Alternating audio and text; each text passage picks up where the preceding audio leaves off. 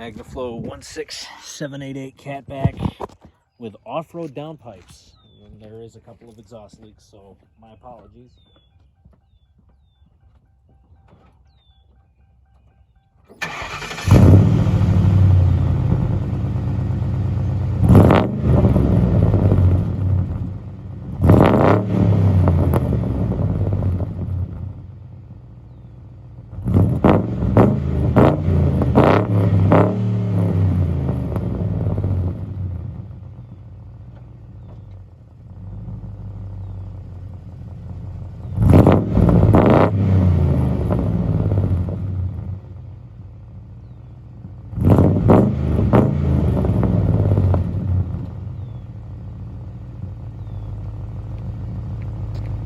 H-pipe has a leak, but it still sounds pretty wicked.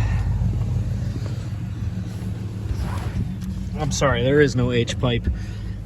The cat converter flange has a leak.